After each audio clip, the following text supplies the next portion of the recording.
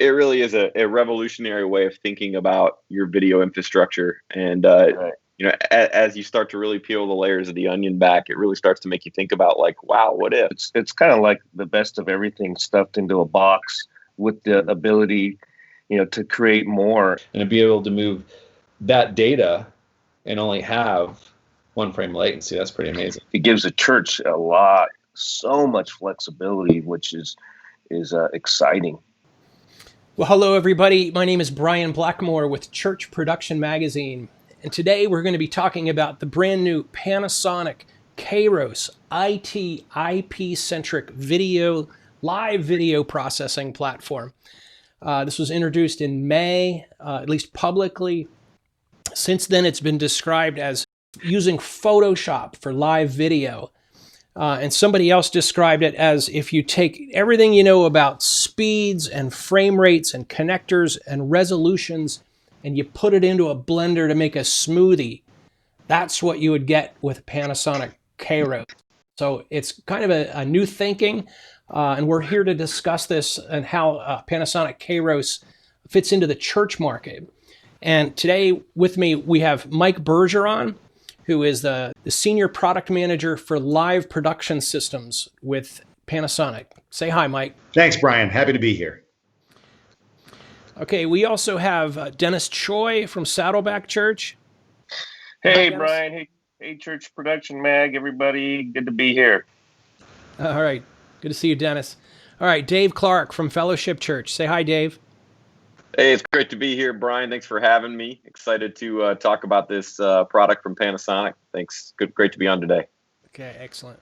And we also have Robb MacTavish, is a video systems engineer based in the Colorado area. So say hi, Rob. Hello, everybody. Thanks, Brian and Mike, for having me on today. I'm excited to hear more about this system. So, Mike, so this is, like I mentioned earlier, it's kind of a new thinking. It's kind of hard to, maybe for some of us, to get our head completely around what this system does and what it offers to the church market. So, Mike, can you just tell us more about Kairos and specifically how Panasonic envisions it coming into the church market? Yeah, well, what Kairos does is it brings together three kind of recent innovations that we've been working with in other products. One of those is just basic gigabit IP for control. It's been really crucial for our PTZ cameras and a lot of other things, and compressed streaming formats like NDI, and then the introduction of SMPTE 2110 or ST2110, which allows us to handle the uncompressed SDI type stuff on high capacity internet networks, IP networks, and then by using GPUs to virtualize the actual processing and put that at the center of it all, then we can fully take advantage of the flexibility of all three of those in ways that any one by themselves can't do. It's a switcher, but it's more than that, right? Right, Mike? Yeah. I mean, what we've set the operating system to look like is a switcher, and a lot of that has to do with when you put it in front of a technical director, that they can see a panel that is kind of an analog of a switcher. And we do have a hardware panel that looks very much like a 2-stripe or 2ME hardware panel, and in the default mode, that's how it works. But any of the hardware constraints of a switcher are entirely imaginary, and you can just take off the safeties and make it do what you want.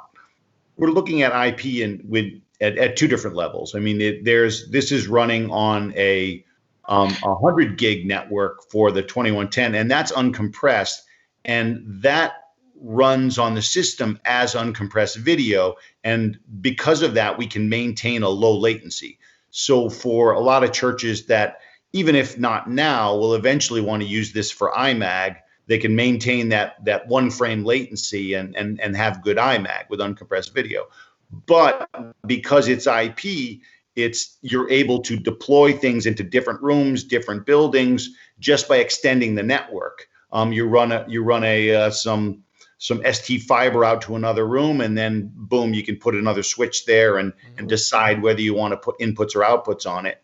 And now that room is part of your video infrastructure. So it's with the high capacity network, you can maintain the low latency of a broadcast infrastructure and have the flexibility of an IP infrastructure. Okay, well, let's bring in the panelists. So does anybody want to take that scenario and maybe run with it a little bit? We're all looking to get our video into different platforms. And, I think as we look at the different churches that are on the panel right now, everybody's in a bit of a different situation. And sometimes you're even talking about other spaces, maybe in your environments or in your buildings that you're wanting to deliver video to. And traditionally that looks like, okay, well, now I got to find either IO cards that are on my current setup, and I've got to run, probably traditional BNC SDI lines, across the building, obviously limitations of that, or you're running fiber, and doing fiber transport, for SDI video. So to have an IP backbone, like that, I mean, talk about flexibility. You drop a switch down, or you have that 100 gig infrastructure and able to send video from one point to another. I mean, that flexibility, I know for us at Fellowship Church, that would be something, especially at a couple of our main campuses, that would be wow. Being able to drop video that fast in a location would be pretty special. Yeah, it's amazing. Just hearing and reading about the product, Kairos, it's kind of like the best of everything stuffed into a box with the ability, to create more. And so a couple of the key things like I always look for in a product, probably similar to you guys, is, it's affordability obviously is always a question there. And that's a range for every church. It's different, right? Affordable to one church is not affordable to other churches. But so that's a separate category. But flexibility and consistency, I mean, those two things, you get if you can get something with all three, man, that's amazing. And from the looks of it and from what I've seen as a demo, it could be all three in this case. Mm-hmm. And the expandability, because expandability makes it affordable. You can start with a base and go from there. And then like Dave said, man, IP based, man, you already got that cable run everywhere. So just drop it in and run it. So it feels like there's so many great applications for the church world, because of the church world never really knows what they want to do. They want to copy everything everyone else is doing in the real world, right? Isn't that what we want to do? And so we're like, oh, how do we do that? And how do we get this? And how do we make that happen? And you're always having special tools or devices to try to mimic that. And I feel like Kairos has that ability to do a lot of different things, including the multiple outputs on what you can send it to and how you can configure those things. Really excited about the possibilities of it.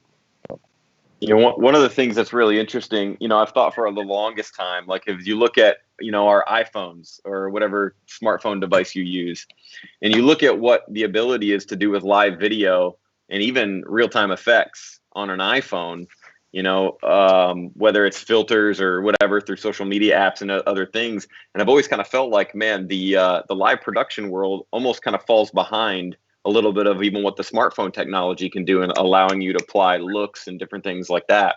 But with this platform, you're kind of bringing like I think you alluded to, Brian, before, but like Photoshop or After Effects, and I come from a little bit of a post-production background as well, where you're able to kind of almost marry those two with that kind of UI in the background and applying some of those looks and effects. And I mean, it's really very video media server-esque.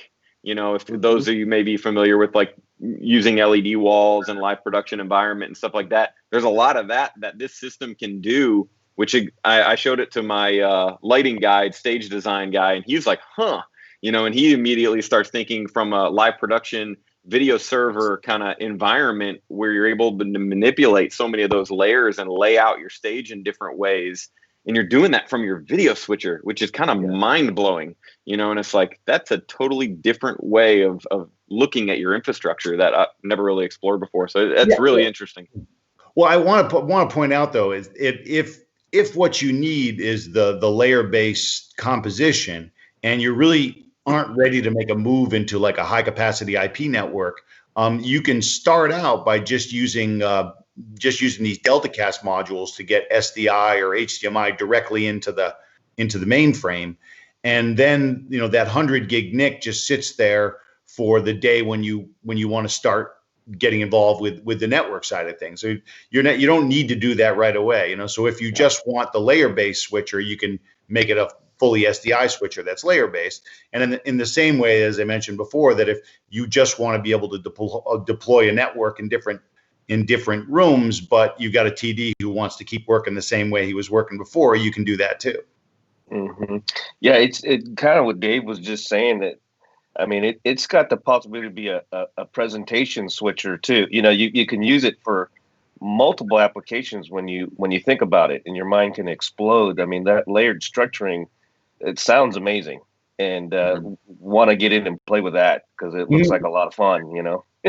Well, when you've got a lot of independent outputs, you start thinking about things you could do with them. So if I've got, with a basic system, I've got 12, say, HD outputs, and every one of those is completely configurable and independent of each other. So if I want to have one main show and then I want to have a slightly different show that I'm running into a youth room, or I'm putting different captions in it, or I want to decide I want to have a separate web stream in portrait mode, then I could just keep adding those stuff up, whatever, based on what somebody dreamed up for the weekend, and then switch it back later. Again, it's this kind of drop-in model. Wherever we need to go, we get the flexibility of what I'm seeing in this product is that you can just kind of drop and go anywhere you need to on the input side as well as the output side, and that to me is just that alone is pretty exciting. It's like a matrix switcher built in, to everything. You're throwing all things into one unit, and it gives the church so much flexibility, which is exciting. Mike, question for you from Panasonic side. So in reading and watching some of the materials and different things, it talks about how it's all GPU based. Mm-hmm. So in the future, I know for those maybe that come from like a gamer background or whatever, you're thinking of your big gaming rig with your high powered GPU that you're looking to upgrade every year, and stay with the latest and greatest. Will the GPU be upgradable, or will that be something that Panasonic says, hey, 2 or 3 years down the road, we're recommending you guys upgrade your GPU to this so you have newer and greater features, or will that be something that stays pretty stock for the life of the product? Well, the product, such that the first version of the mainframe, the KC100, that hardware is pretty much locked in. But we are looking at introducing other larger versions of that, and of course it affects the price. And the other thing with the KC100 is it's aimed at things like the house of worship market, where it's trying to be entry level. We're trying to keep the cost down.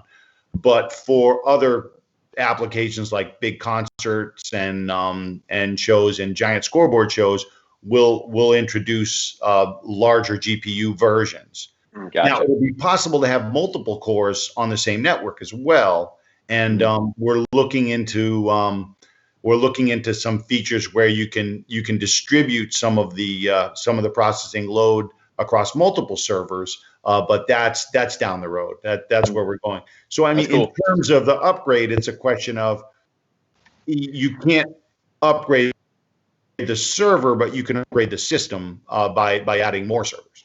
That's what I find out to be really inviting about this product, though, is just like it's scalable.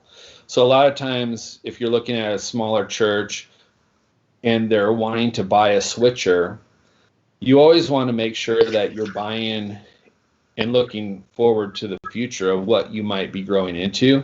And a lot of times we might underbuy, or we might overbuy, or we might underestimate our needs initially. And then a few years down the road, we're looking at another cost because we've grown. And so that's what I like about this, is like there's some scalability, there's flexibility of where you can place your control panels and your control surfaces.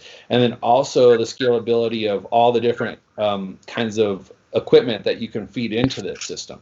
Whether you're using the product that Panasonic is building, where it's going over your IT infrastructure, or if you still have cameras that are outputting HDMI or SDI, you can start with those and grow along with the system. So I think that's really promising for the future of, hey, you have a product now that you can scale with and scale forward, and you're not limited from the initial purchase.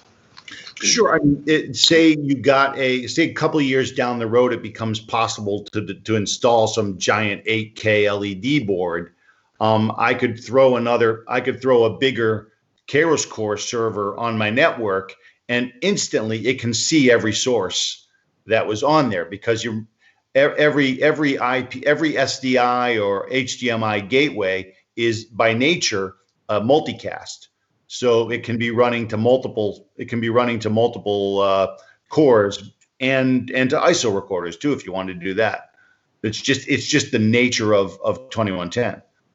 Yeah, I mean, with 2110, it really feels like kind of broadcast video is catching up to where audio got to 5, 6, 7 years ago. Mm-hmm. Where, I mean, our control rooms of the future are going to be a bunch of network switches, and it's like, because now it's like, man, where do you want your video go? Where do you want your audio go? I mean, I've even seen, routers now where you're patching all your video and your audio digitally. And so I think, man, it's a natural progression to see a switcher like this, where, I mean, I think I first saw on the Panasonic sheet that came out, it was like, here's the unit, and it's like this black box, and I'm like, well, what is it? Because it's like that is it. It's a computer. Yeah, marketing's always asking me for graphics, and I'm like, I'm sorry, I got nothing. What am I going to show you? And it's this black box, but man, what that black box can do, from an IP standpoint and from a effects standpoint and from a video delivery standpoint, it is. And I mean, the software side of being able to control everything that it can do from a user panel with a keyboard and mouse. I mean, that's pretty stinking awesome. It is. You can do all of that, and you're only introducing 1 frame of latency, which is amazing to think of that technology and that speed and that processing power, and to be able to move that data and only have 1 frame latency. That's pretty amazing. Yeah. There's something you just hit on. A couple of you guys hit on that is kind of a hidden benefit of a system like Kairos that I've really thought of, because I'm a little more still old school guy. I like the hardware. You give me a 4ME switcher, but you guys have all probably been there where something goes wrong with the switcher, and then what do? Is Sony or whoever coming out to fix it? Take a look at it, get under the hood, or do you have to ship it back and try to, pull that out of your system? And I'm really excited and intrigued about, the ability for technical support from Panasonic or whoever, who could actually just log into your switcher and take a look around and do the things that are so prevalent to, like, when phone systems switched over from analog to IP based, and it's like, oh, they just log into your server and they're just fixing stuff and working on stuff overnight. And you're like, oh, that's pretty cool. And I'd never thought of that on this side of things, but man, the benefit of that alone is huge, where you can get troubleshooting support 24/7 by taking a quick look at your switcher from a remote location and not have to send it all in. Could be a game saver for a lot of churches in this world. We're being forced to do that. I mean, we're now, we're not really traveling out to customer sites very much. And we don't even go to our lab's not even 100% open. So our team goes in there, they build a system, and then they've got, and then they put in a VPN and they operate it from their homes. I mean, that was how we did the webinar. That's how we do most of our online demos. And even for a reseller training, we shipped the system out to them, and then we logged into it. And so, they can touch the panel and everything because it's all there, but they just put us up on a screen, and we walked them through the user interface. So, I mean, it looks, in the short term, we're probably going to be doing a lot of our system certification and end user training online, probably till the end of the year. And from a business perspective, that works out better for us. I think, like a lot of things that people changed to deal with the pandemic, if it works really well, why switch back? What you just said actually for the church market also applies in the sense of multiple people can be trained to run a device like this, and then you can still have somebody who's the expert on your church staff who could also log in while things are going on if something goes wrong, or if there's, I mean, I love that ability, right? I mean, some switchers have a little bit of that capability of remote control, but this sounds like the sky's the limit on what you can get into and actually run. It's just it really is a revolutionary way of thinking about your video infrastructure. And Right. you know, as you start to really peel the layers of the onion back, it really starts to make you think about, like, wow, what if? What could we? You know, Well, I talked to a lot of real, top end broadcast live TV show TDs about this system, like last year. And the thing that they told me, because, everybody told me, oh no, a TD is a Grass Valley TD. He doesn't want to use a Sony. You're never going to get somebody to switch brands. And when I talked to them, they're like, oh, well, the reason for that is I've got this skill level with the Cayenne switcher because I've got all these hacks to work around managing all the internal resources on that thing, and know that I can flip this DVE from pre-game to post-game, and I know how to do that, and I got a special macro that does that I invented, and so if I use a Sony switcher, then I lose all my tricks. He goes, but with this system, I don't really need that, because if I want to build something, I just build it. If you want to find out more, if you want to schedule, if you want to arrange for a demo, contact your Panasonic representative, and we can set up an online demo, which is how we've been doing most of these demonstrations. And really, if you know what your topology in your system is going to look like, we can get a pretty good idea on what Kairos components and third-party elements that you would need to make that all happen. Okay, Mike, thank you so much. Mike Bergeron is the Senior Product Manager for Live Production Systems with Panasonic. And today we've been talking about the Panasonic Kairos IP live video production platform. So thank you to our panelists. Thank you for Mike. My name is Brian Blackmore with Church Production. Thank you so much for joining us.